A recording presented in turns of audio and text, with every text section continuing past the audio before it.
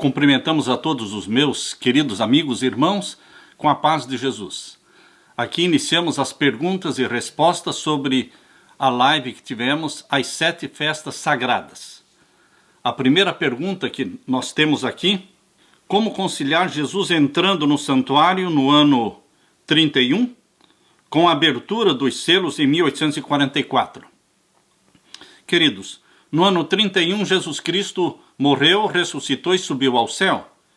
No dia do Pentecostes, ou seja, 50 dias após a ressurreição de Jesus, ele foi entronizado no santuário celestial. Quando Jesus foi entronizado no santuário celestial, ele iniciou a obra, o ministério dele no lugar santo. É uma sequência. Primeiro ele realizou o sacrifício do pátio. Ele morreu no pátio do santuário celestial, que é o planeta Terra. E o altar de sacrifício do santuário celestial é o Monte do Calvário. Ali Jesus Cristo foi sacrificado como Cordeiro de Deus. Depois de realizar a obra da expiação no pátio, como Cordeiro de Deus, como vítima, ele subiu ao céu, foi entronizado no santuário celestial como nosso sacerdote. Entra em vigor, então, a segunda fase do ministério de Jesus, que é como sacerdote no lugar santo do santuário celestial. A terceira fase é no lugar santíssimo, quando ele entra para realizar o juízo, assim como acontecia no santuário da terra, pátio, santo e santíssimo. Assim também no santuário celestial. Jesus Cristo morreu no pátio do santuário celestial, planeta Terra. Subiu ao céu, foi entronizado no santuário celestial, trabalhou como ministro do santuário celestial no lugar santo por cerca de 1800 anos, e em 1844, de acordo com a profecia dos 2300 anos, a profecia dos 2300 anos ela está em Daniel capítulo 8, verso 14, menciona que no final dos 2300 anos, ele começaria a obra de purificação do santuário, que é o Yom Kippur, do santuário celestial, o dia da expiação do santuário celestial. Esta data foi escolhida segundo a profecia da Bíblia, Daniel 8,14, 2300 anos. Estes anos começaram em 457 a.C. e terminaram em 1844 depois de Cristo. A outra pergunta que temos aqui, em Levítico, nas festas, vem falando para celebrar estas festas como estatuto perpétuo, assim como o sábado. Por que a igreja não comemora estas festas? Queridos, estatuto perpétuo se refere enquanto dura o testamento. O Velho Testamento, com base no santuário da terra, tinha um prazo de validade. O Velho Testamento, com seu santuário terrestre, duraria até a morte de Jesus Cristo na cruz. Então acabou o velho concerto, que tinha como base o santuário da terra. Inaugurou-se o santuário do céu, com um novo testamento, com um novo concerto. Portanto, vigoram no Novo Testamento as festas do santuário celestial, não mais as festas do santuário terrestre. Agora, queridos, aqui menciona por que o sábado, como as outras festas, por que é que nós não celebramos as outras festas e celebramos o sábado? Porque o sábado não pertence às festas do santuário terrestre. As festas do santuário terrestre estão em Levítico capítulo 23. Abra sua Bíblia, em Levítico capítulo 23. Aqui nós vamos encontrar as festas do santuário terrestre. São 7 festas. Cada festa do santuário terrestre tinha o seu dia próprio, dia marcado pelo mês, e era comemorado uma vez por ano. O sábado não tem uma data, não é estabelecido por uma data do mês, é semanal. Por isso, quando você lê Levítico capítulo 23, primeiro fala do sábado. Depois falou o Senhor a Moisés, capítulo 23, verso 1. Depois falou o Senhor a Moisés, dizendo: fala aos filhos de Israel e dize-lhes: as solenidades do Senhor que convocarei serão santas convocações. Estas são as minhas solenidades. 6 dias obra se fará, mas ao 7º dia será o sábado do descanso, santa convocação, nenhuma obra fareis, sábado do Senhor é em todas as vossas habitações. Esta festa do sábado o sábado semanal, é a única festa que está nos 10 mandamentos. Nos 10 mandamentos que você encontra em Êxodo capítulo 20, Êxodo capítulo 20, versos 3 até o verso 17, você tem os 10 mandamentos. O 4º mandamento fala sobre o sábado, o 7º dia da semana. A única festa de adoração ao Senhor que existe na lei de Deus é o sábado. Não existe nenhuma outra festa cerimonial, nem a Páscoa, nem Pães Asmos, nem festa das primícias ou Pentecostes, nada disso está presente na lei de Deus, os 10 mandamentos, somente o sábado. Por isso aqui quando menciona em Levítico capítulo 23 as festas do Senhor, primeiro menciona o sábado, que não é determinado por uma data do mês, é determinado pelo 7º dia de cada semana.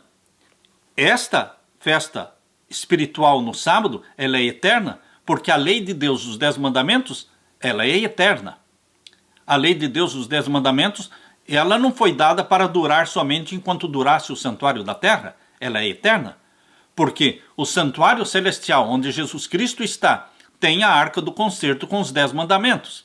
Os 10 mandamentos que estão no céu, os originais, que estão na arca do concerto no santuário do céu, são os mesmos 10 mandamentos que estavam na arca do santuário terrestre.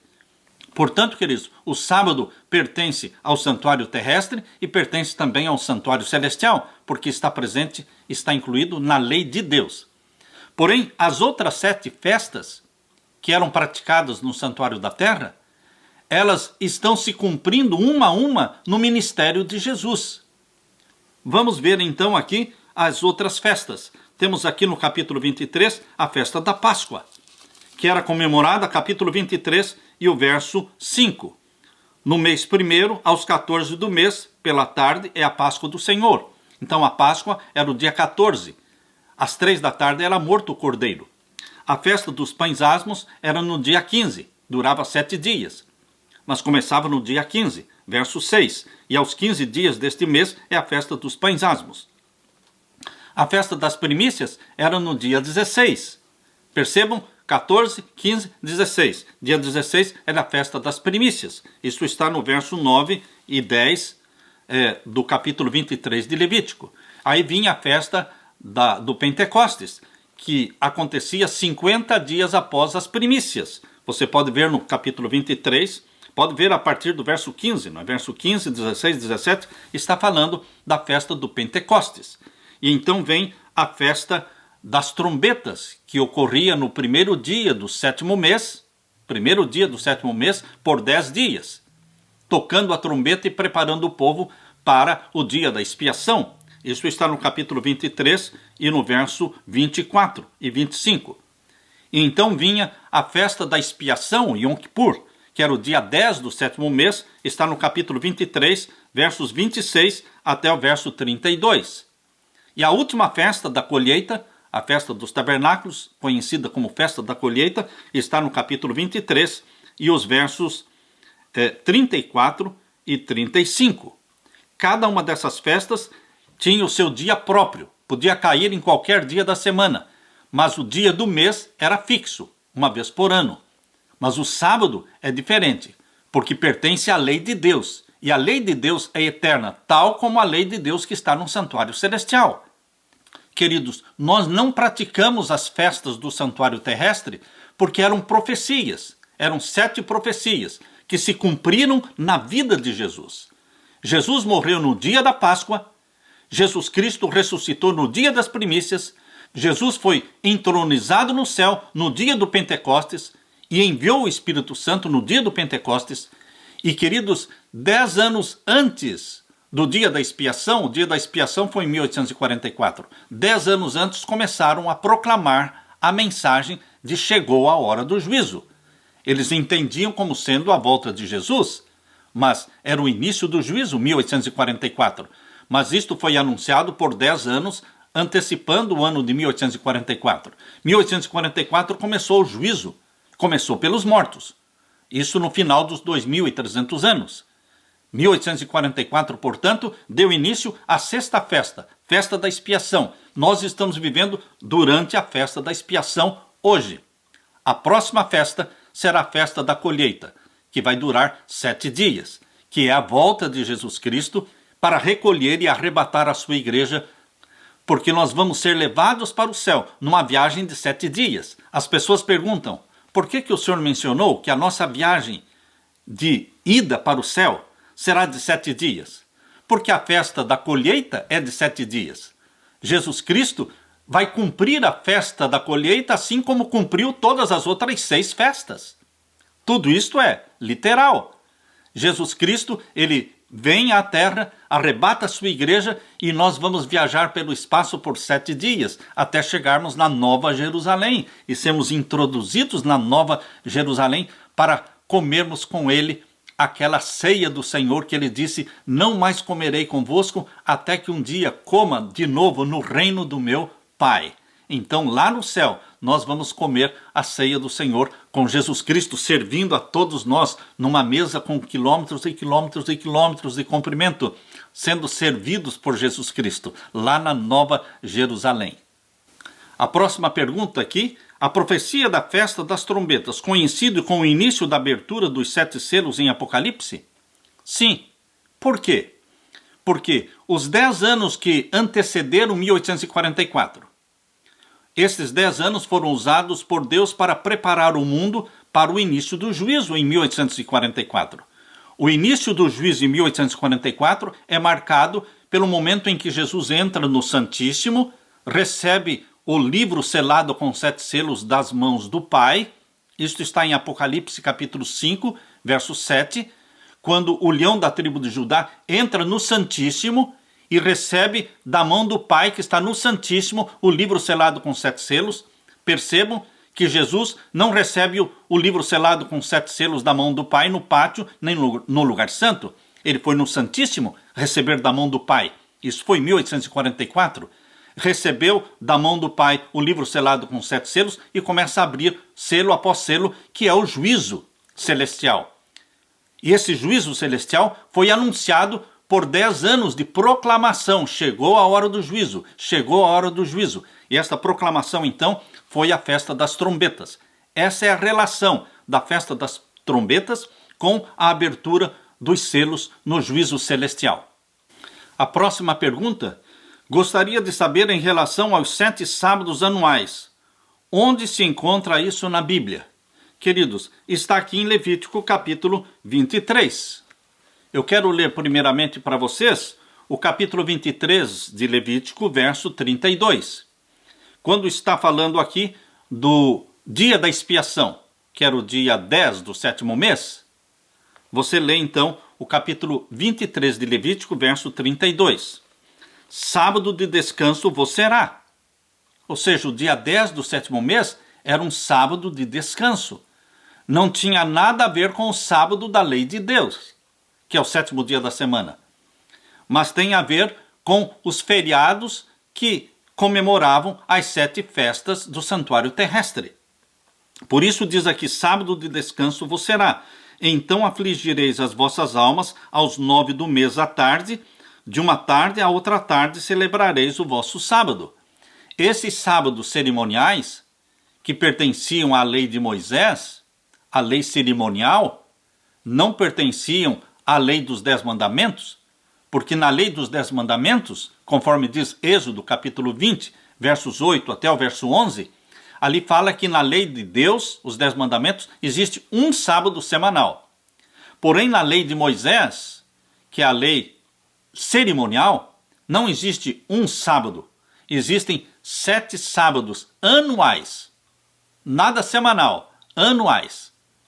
E o primeiro sábado era realmente o da Páscoa. Depois vinha dos pães asmos. Segundo, depois vinha das primícias. Terceiro, depois vinha o quê? Pentecostes, que é o quarto. Depois vinha festa das trombetas, o quinto. Depois vinha a festa da expiação, que era o sexto. E depois vinha então a festa dos tabernáculos, da colheita. Então, 7 festas, 7 sábados. Estes estão aqui em Levítico capítulo 23. Assim como nós lemos aqui em Levítico capítulo 23, verso 24, no 7º mês, ao 1º dia do mês tereis descanso, memorial de jubilação, santa convocação, nenhuma obra servil fareis, é porque era um sábado, era um dia feriado para eles. Por isso nós chamamos de sábados cerimoniais. E a prova de que eles eram chamados de sábados está no verso 32. Sábado de descanso vos será.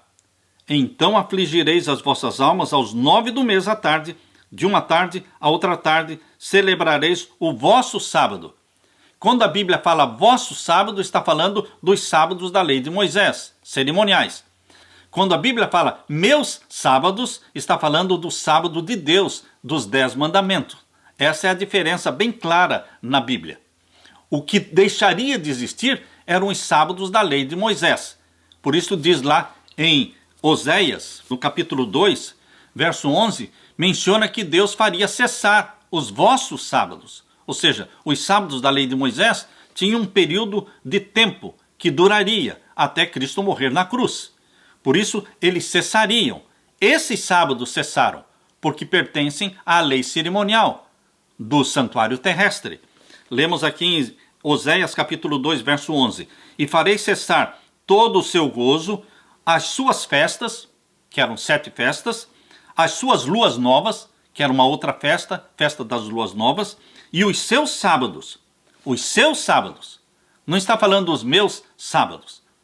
Quando Deus fala meus sábados, aqui lemos em Ezequiel capítulo 20, verso 12. E também lhes dei os meus sábados. Você percebe a diferença? Vossos sábados, seus sábados. Eu farei cessar isso aí. Mas eu lhes dei os meus sábados. Este é o sábado que vem do jardim do Éden, de Gênesis 2, capítulo 2, versos 1 a 3. Esse é o sábado que Deus fala, meu sábado, que está na lei de Deus, os 10 mandamentos. É a diferença, não é? E também lhes dei os meus sábados, para que servissem de sinal entre mim e eles, para que soubessem que eu sou o Senhor que os santifica. Em Ezequiel capítulo 20, verso 20 também diz, e santificai os meus sábados, e servirão de sinal entre mim e vós, para que saibais que eu sou o Senhor vosso Deus. Meus sábados são os sábados da lei de Deus, eternos. Vossos sábados são os 7 sábados da lei de Moisés, que eram temporários e que terminaram quando Cristo morreu na cruz. Outra pergunta. Pastor, eu posso usar como exemplo de explicação a festa das primícias em relação aos 144 mil selados? Ou seja, os 144 mil como primícias dos vivos? Sim, você pode. Porque lá em Apocalipse capítulo 14,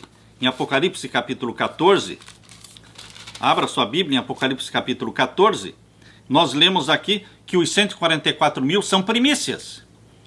Então a única forma de você entender biblicamente e corretamente a expressão primícias é ir para a festa das primícias. Aí você vai entender o que significam primícias na Bíblia. Aqui em Apocalipse 14 e o verso 4 diz assim, estes são os que não estão contaminados com mulheres, porque são virgens, estes são os que seguem o cordeiro por onde quer que vai, estes são os que dentre os homens foram comprados como primícias para Deus e para o cordeiro.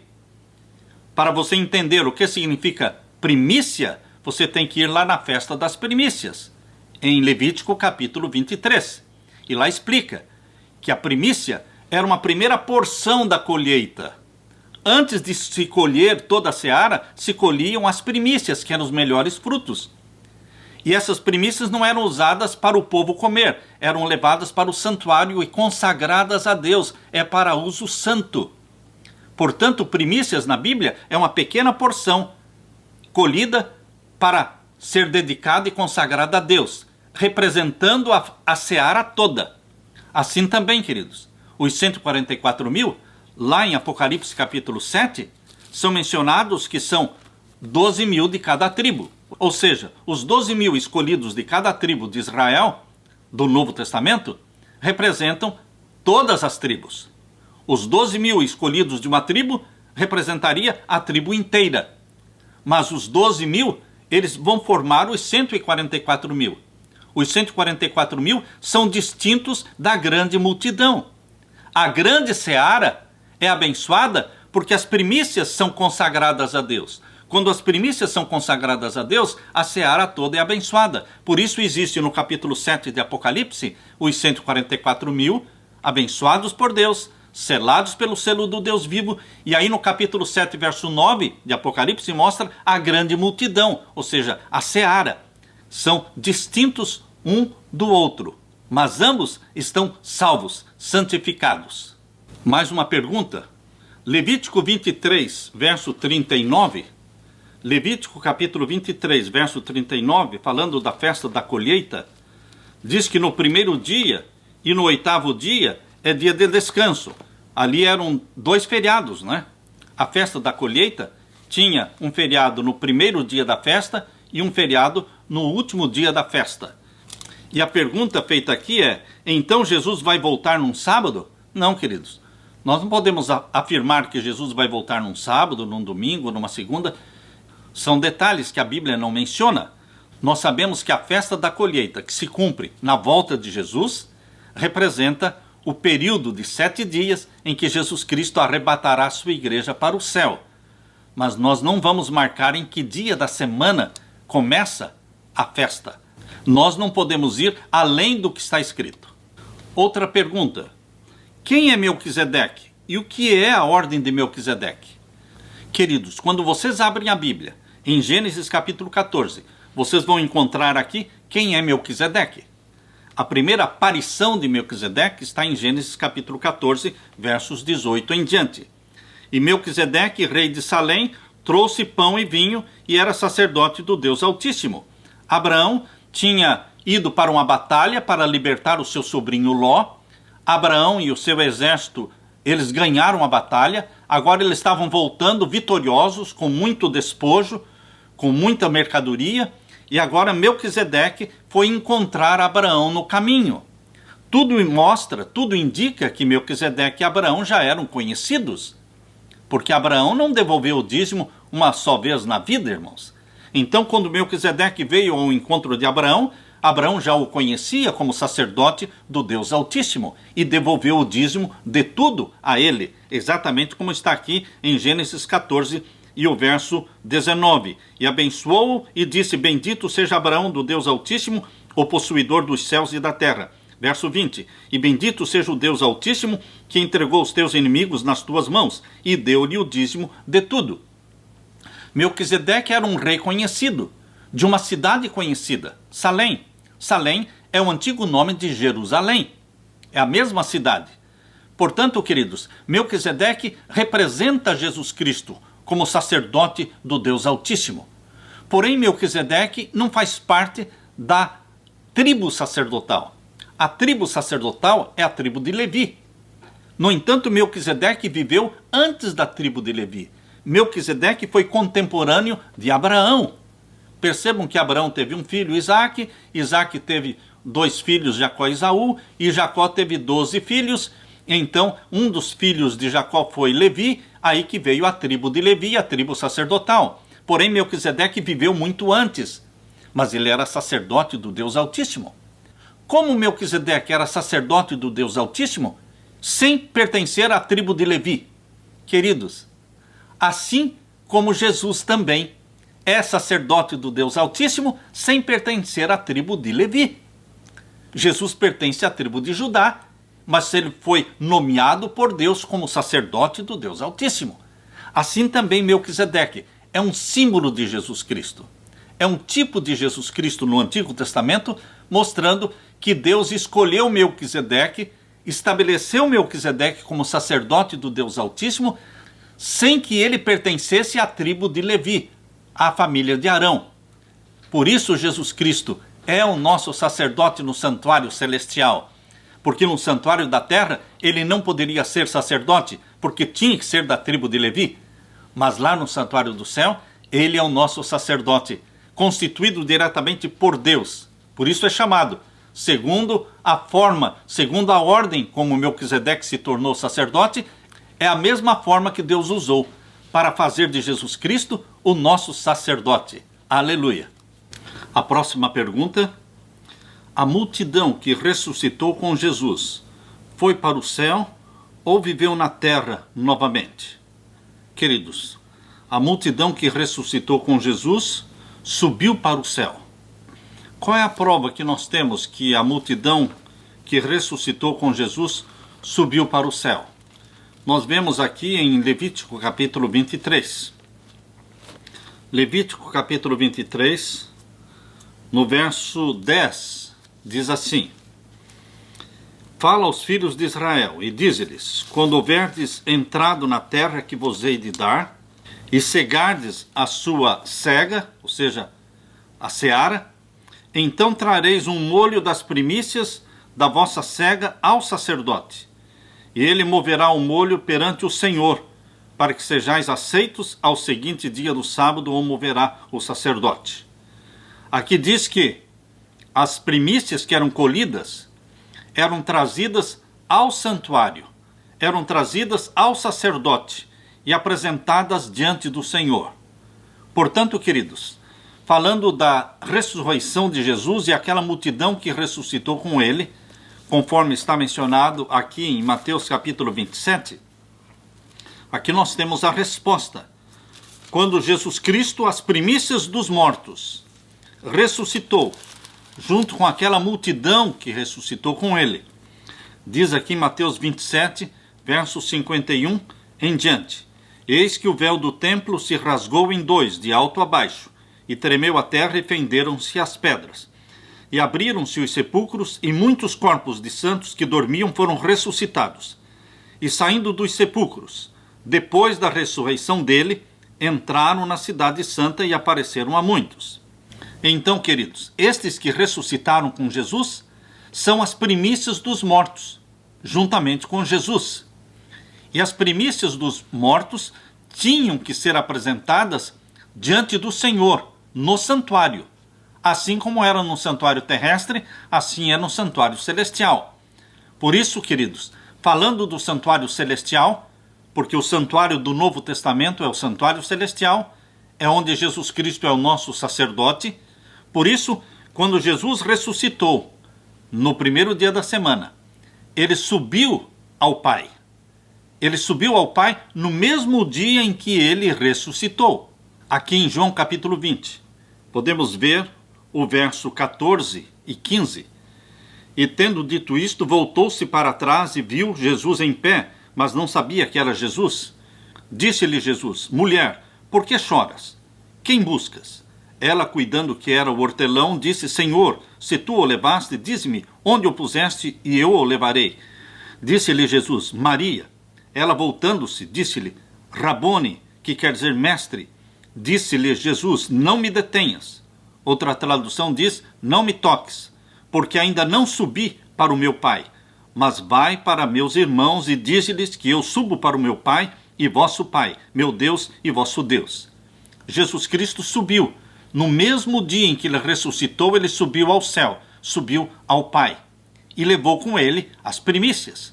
Por que que Jesus subiu no dia das primícias até o santuário celestial, até o céu? Para apresentar as primícias diante do Pai. Então, queridos, estas primícias foram levadas com Jesus para o céu, foram apresentadas diante do Pai.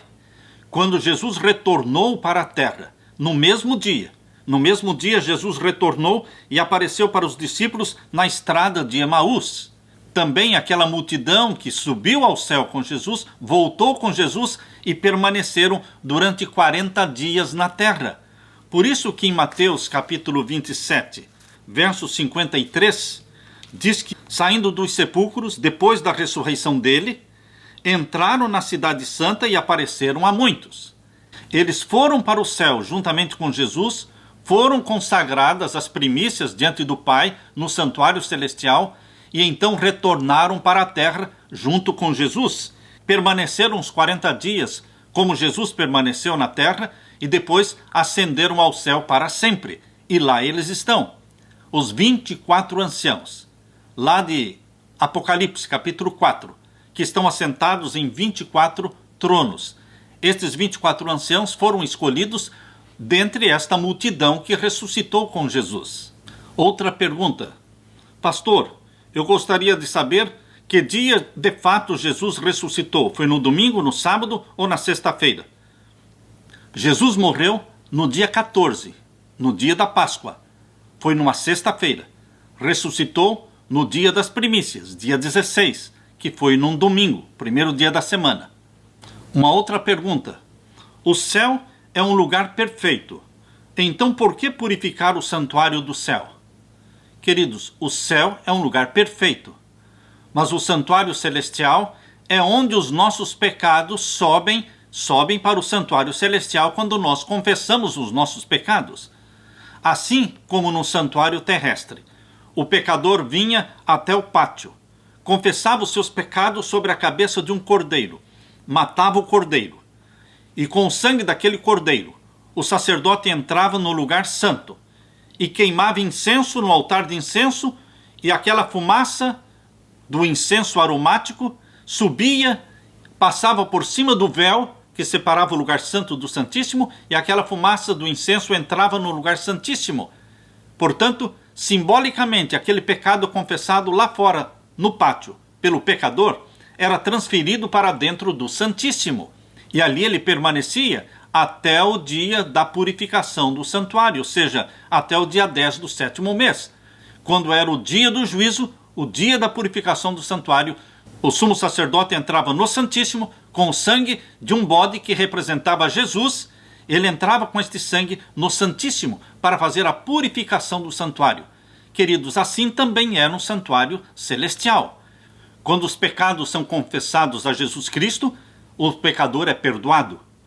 Porém, queridos, pela doutrina do santuário celestial, nós entendemos que existe o dia do juízo no santuário celestial, conhecido como o dia da purificação do santuário, quando todos os pecados acumulados, todos os pecados confessados a Jesus e perdoados, eles precisam ser retirados do Santíssimo do santuário celestial e serão colocados sobre a cabeça de Satanás. É assim que no santuário terrestre acontecia. Quando os pecados eram retirados do Santíssimo, no dia da purificação, no dia 10 do 7º mês, depois de terminada esta cerimônia no Santíssimo, o sumo sacerdote saía para o lugar santo, pegava outro bode que representava Satanás, colocava os pecados retirados do Santíssimo, todos sobre a cabeça deste bode representando Satanás, e ele era levado vivo para o deserto, e lá ele era deixado no deserto para que morresse ali. Não era derramado o sangue deste bode que representava Satanás. A purificação do santuário era feita com o sangue daquele bode que representava Jesus. Assim também no santuário celestial. Quando Jesus Cristo terminar o trabalho de juízo celestial, a porta da graça vai se fechar. Jesus Cristo então vai se retirar do lugar santíssimo e aí vai depositar todos os pecados que todos os salvos cometeram, mas que foram perdoados por Jesus. Parte daqueles pecados, Satanás tem parte em todos eles, porque foi Satanás que levou-os a pecar. Portanto, parte daqueles pecados, todos serão colocados sobre a cabeça de Satanás para que ele receba a punição de todos os pecados, porque ele é o pai do pecado. Durante os 1000 anos, Satanás vai ficar nesta terra deserta, caótica. Este é o simbolismo daquele bode que era levado para o deserto e deixado no deserto até que morresse. Este é o simbolismo. Durante os 1000 anos, Satanás vai ficar também nesta terra deserta, caótica, e no final dos 1000 anos ele vai morrer no lago de fogo e enxofre. Uma outra pergunta temos aqui. Pastor, as trombetas que eram tocadas antes da festa da expiação, Yom Kippur, seria uma referência também para as trombetas que vão ser tocadas em Apocalipse capítulo 8? Queridos, não há nenhuma ligação entre a festa das trombetas, que acontecia antes do dia da expiação, acontecia no primeiro dia do 7º mês, e as trombetas eram tocadas até o dia 10 do 7º mês, que era o dia da expiação, o dia de Yom Kippur. Não existe relação entre esta festa das trombetas e as 7 trombetas que serão tocadas depois que a porta da graça se fechar. As trombetas que serão tocadas depois que a porta da graça se fechar são 7 trombetas. Não tem nenhuma ligação com a festa das trombetas, que eram tocadas antes do dia da expiação. São 2 eventos separados. Mais uma pergunta. A festa das cabanas vai ser na Nova Jerusalém? A festa das cabanas, a festa da colheita, ela começa com a volta de Jesus Cristo, quando arrebata a sua igreja e numa viagem de 7 dias, porque a festa durava 7 dias, nós estaremos viajando em direção à Nova Jerusalém.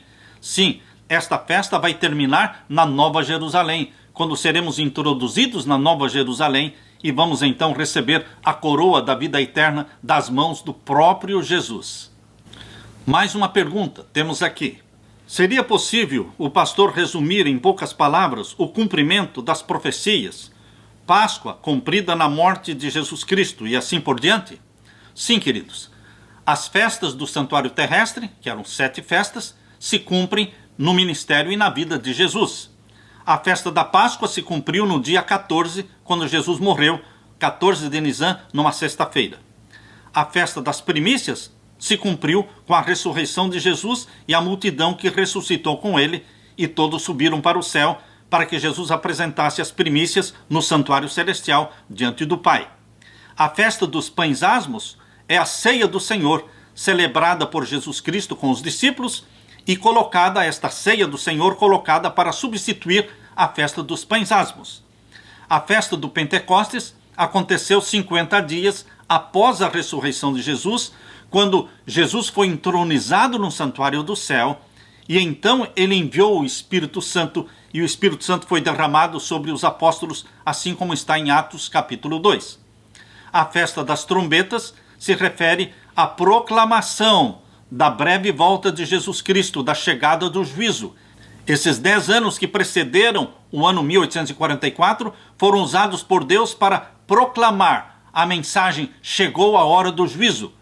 Guilherme Miller foi o pregador, o principal pregador nos Estados Unidos. Eduardo Irving foi o principal pregador na Inglaterra. José Wolff foi o principal pregador na Ásia. E Manuel Lacunza foi usado por Deus para pregar na América do Sul.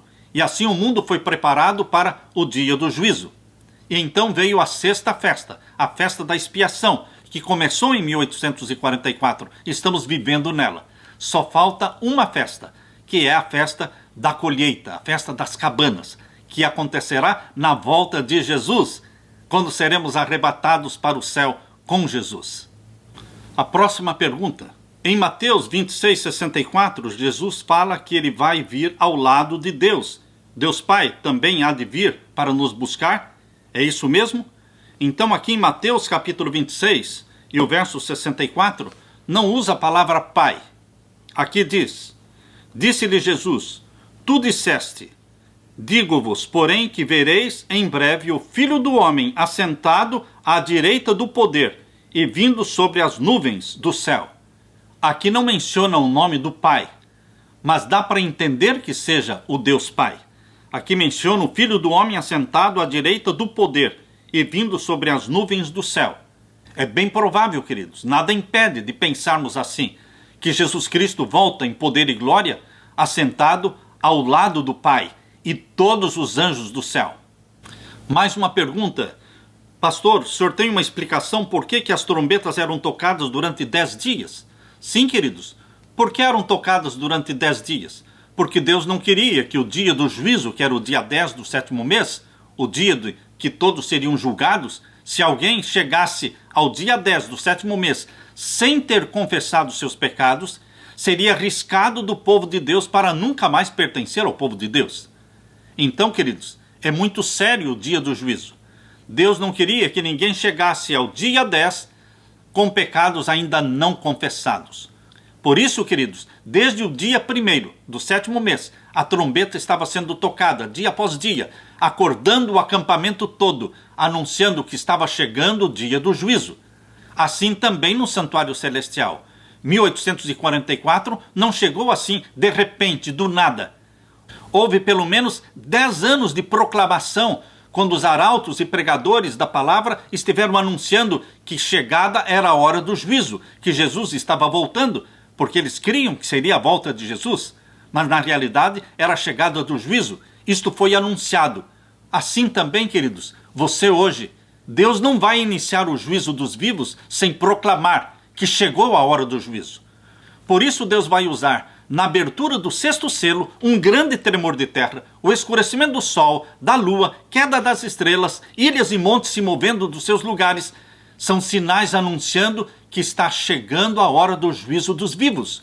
O juízo dos vivos pertence ao sexto selo, quando todos os salvos, filhos de Deus, serão selados pelo selo do Deus vivo, e os ímpios serão selados pelo sinal da besta. Mais uma pergunta. Pastor, todas as vezes que se fala sábado nas 7 festas, está se referindo a feriados e não ao sábado da lei de Deus? Sim, os sábados da lei cerimonial, que eram dias santos, que ninguém podia trabalhar, todos tinham santa convocação, todos se reuniam para fazer culto a Deus, eram 7 sábados cerimoniais na lei de Moisés. Porém, queridos, o sábado da lei de Deus era semanal e não era determinado por data mensal. Os sábados da lei de Moisés eram determinados por uma data específica cada mês, uma vez por ano. Uma próxima pergunta: qual é a ordem de Melquisedeque? Nós temos que entender que Arão e os descendentes de Arão, eles nasciam sacerdote. Já desde o nascimento, era uma genealogia. O filho do sacerdote era sacerdote. Então, queridos, no caso de Melquisedeque, ele não nasceu sacerdote. Ele não pertencia à tribo de Levi, porque nem existia a tribo de Levi no tempo em que Melquisedeque viveu. Ele era um tipo, era um símbolo de Jesus Cristo, que também não é sacerdote por ter nascido sacerdote. Jesus não nasceu sacerdote. Ele não nasceu na tribo de Levi, ele nasceu da tribo de Judá. Mas ele foi feito sacerdote por ordem direta de Deus, assim como Melquisedeque foi feito sacerdote por ordem direta de Deus. Por isso se fala sacerdote segundo a ordem de Melquisedeque. A ordem de Melquisedeque não era a ordem genealógica, por nascimento. Era uma ordem pronunciada diretamente por Deus. Outra pergunta. Antes da primeira vinda de Cristo, Jesus atuava no santuário celestial? Não, queridos. O santuário celestial foi inaugurado quando Jesus Cristo morreu na cruz, subiu ao céu e foi entronizado no santuário do céu. Ali foi inaugurado o santuário celestial.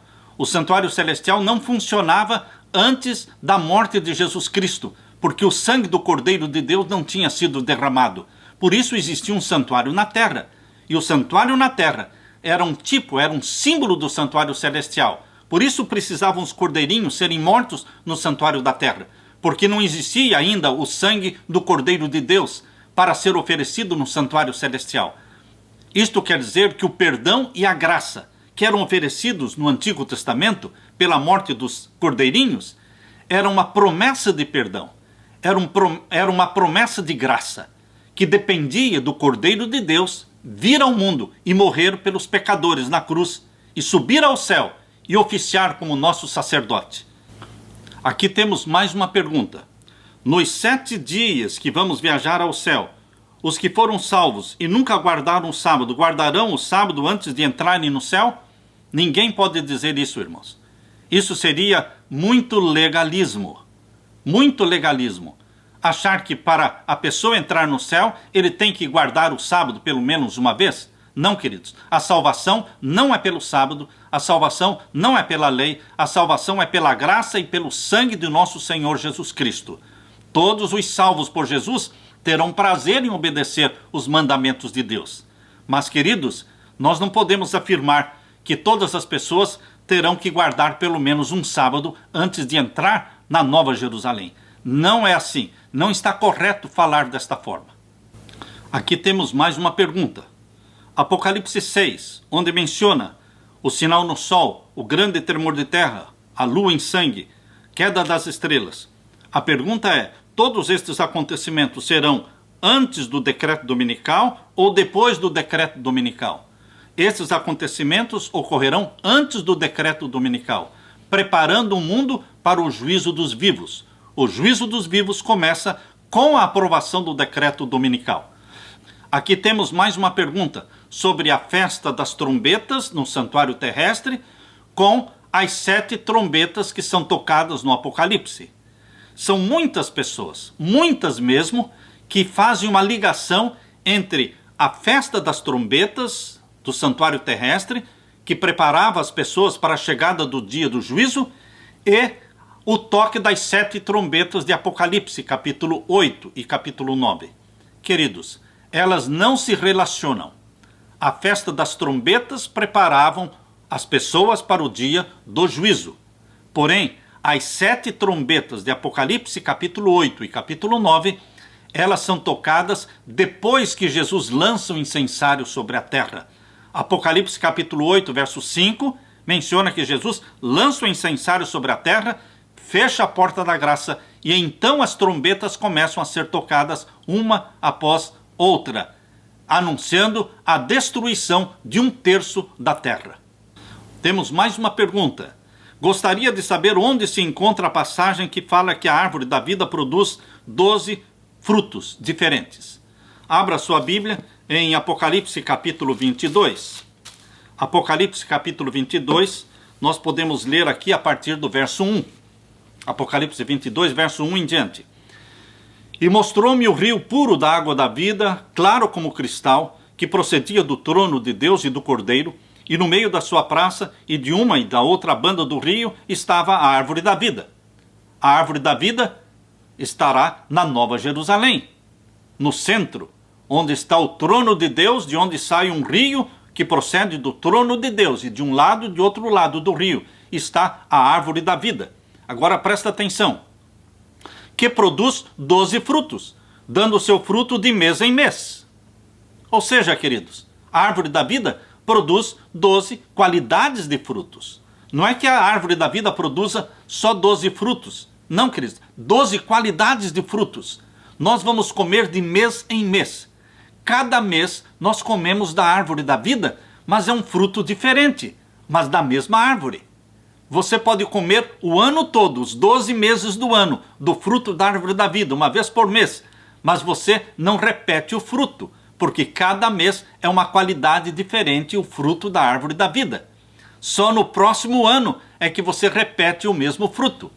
A Bíblia deixa claro aqui, queridos, dizendo que no meio da sua praça e de uma e outra banda do rio estava a árvore da vida, que produz 12 frutos, dando seu fruto de mês em mês. Por isso nós vamos ter uma festa chamada Festa da Lua Nova, que é mensal, é para comer do fruto da árvore da vida. E por que comer do fruto da árvore da vida? Para mostrar diante do mundo e do universo todo que nossa eternidade, nossa imortalidade, nós recebemos de Jesus Cristo. Só Deus tem vida em si mesmo. Nós não temos vida em nós mesmos. A nossa vida é eterna. A nossa imortalidade é derivada, é um presente que nós recebemos de Deus. E nós demonstramos isso comendo do fruto da árvore da vida uma vez por mês, por toda a eternidade. Mais uma pergunta, queridos. O povo de Deus deve celebrar nos dias de hoje as 7 festas sagradas? Não, não deve, queridos. Por quê? Porque são profecias que já se cumpriram e nós não precisamos celebrar o dia da Páscoa, sendo que Jesus morreu uma vez só. A Santa Ceia é a única festa que Jesus deixou para que você e eu celebremos. A Santa Ceia é o comer do pão e beber do vinho, que representa o corpo de Cristo, o sangue de Jesus Cristo, anunciando a morte de Cristo até que ele venha. Mas nós não devemos celebrar a Páscoa, ou a festa das primícias, ou a festa do Pentecostes, porque são festas que já se cumpriram no ministério de Jesus Cristo.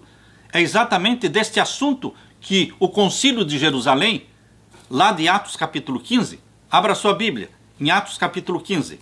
Aqui menciona que os judaizantes, quem eram os judaizantes? Eram os judeus que se convertiam a Jesus. Muitos judeus que se converteram a Jesus, eles se tornaram muito legalistas. Por isso eram chamados judaizantes, porque eles queriam continuar praticando as 7 festas do santuário da terra.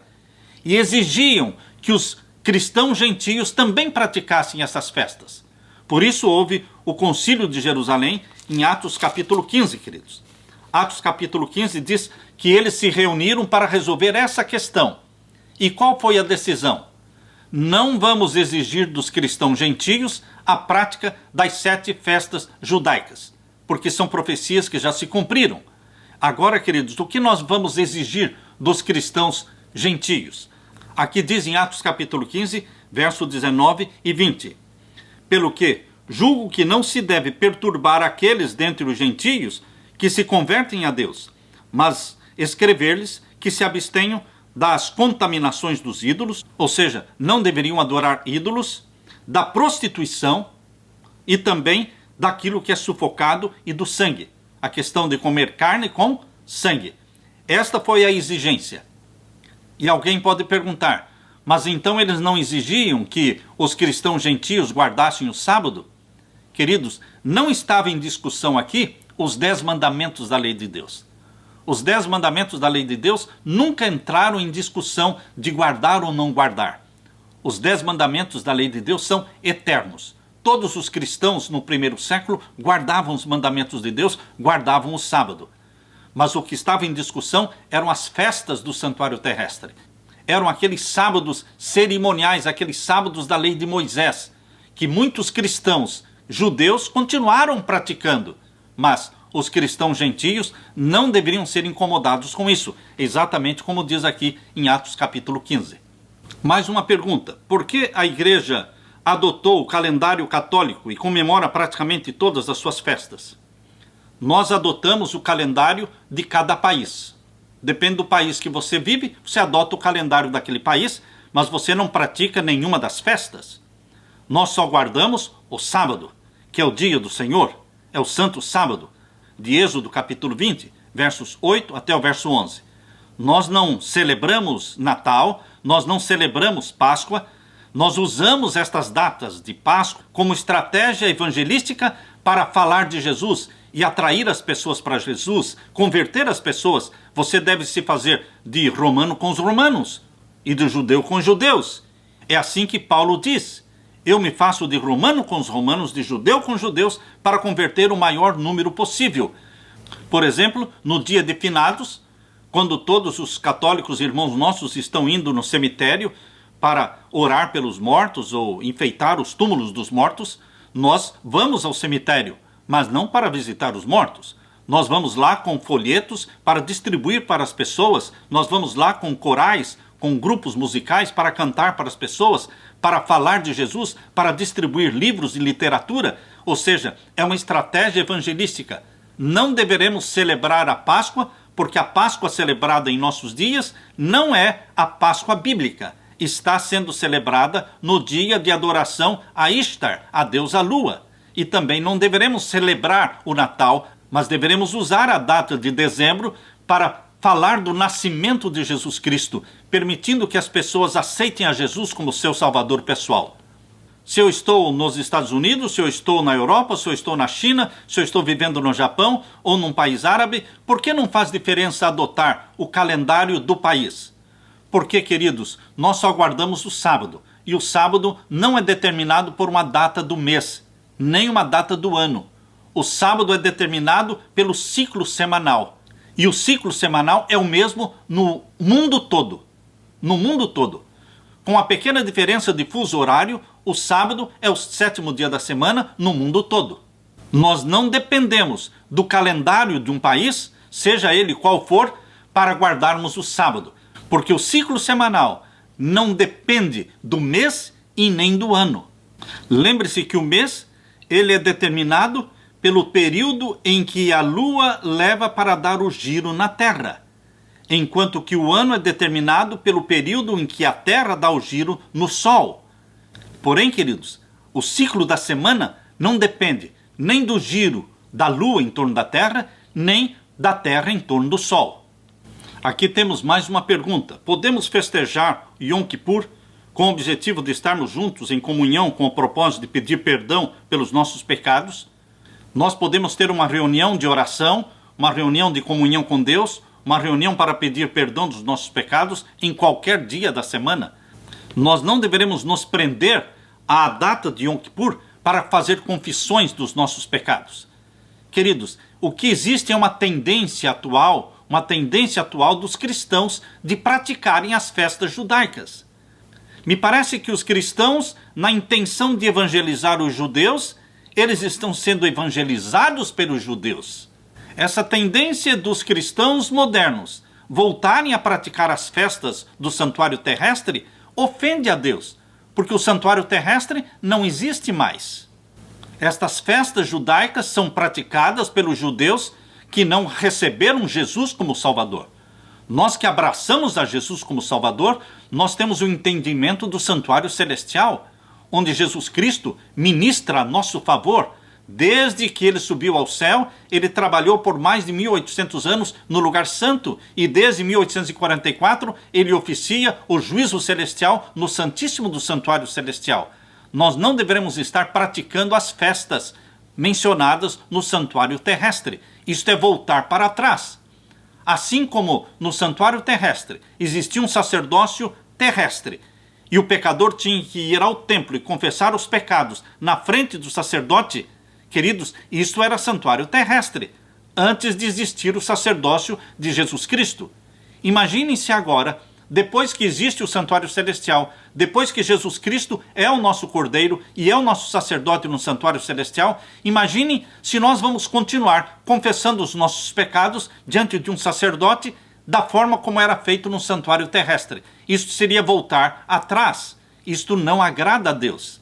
Este é velho concerto. O novo concerto fala de festas que se cumpriram no ministério de Jesus Cristo. Eram profecias que estão cumpridas. Hoje estamos vivendo o grande dia do juízo. E em breve vamos comemorar a festa das cabanas, a festa da colheita, na volta de Jesus.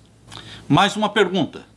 Sobre Apocalipse 20, eu creio que é verso 10. Aqui mencionou o verso 19, mas não tem Apocalipse 20, verso 19. Deve ser o verso 10, onde menciona que o diabo que os enganava foi lançado no lago de fogo e enxofre, onde está a besta e o falso profeta, e de dia e de noite serão atormentados para todo sempre, ou pelos séculos dos séculos.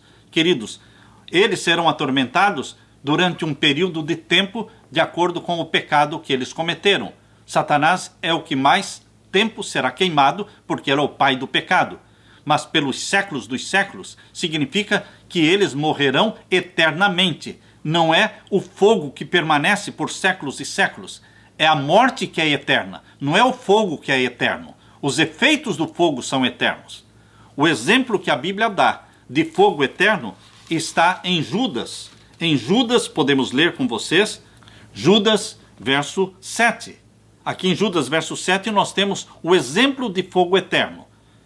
Assim como Sodoma e Gomorra e as cidades circunvizinhas, que havendo-se corrompido como aqueles e ido após outra carne, foram postas, por exemplo, sofrendo a pena do fogo eterno. Sodoma e Gomorra, a Bíblia diz, foram deixados como exemplo da pena de fogo eterno. Porém, Sodoma e Gomorra não estão queimando até hoje. Os efeitos do fogo que queimou Sodoma e Gomorra, os efeitos são eternos. Ali onde temos hoje o Mar Morto, ali era a localização da antiga cidade de Sodoma e de Gomorra. Ou seja, queridos, o fogo não está queimando até hoje. Este é o exemplo do fogo eterno. Queridos, aqueles que forem queimados pelo fogo eterno no lago de fogo e enxofre, nunca mais ressuscitarão. Eles serão queimados, voltarão ao nada, se tornarão cinzas debaixo das plantas dos nossos pés.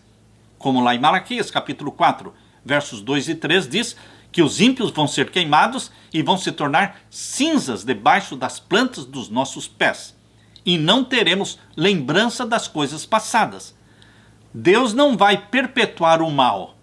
Deus não vai deixar vida eterna no lago de fogo e enxofre. Vida eterna em sofrimento. Não, queridos. É morte eterna. Eles deixam de existir, são queimados. A vida eterna só existe de alegria e de felicidade ao lado de Jesus Cristo. O contrário da vida eterna é a morte eterna. Mas morte eterna não é vida eterna no sofrimento. É morte no lago de fogo e enxofre ao ponto de se extinguir totalmente e se tornarem cinzas.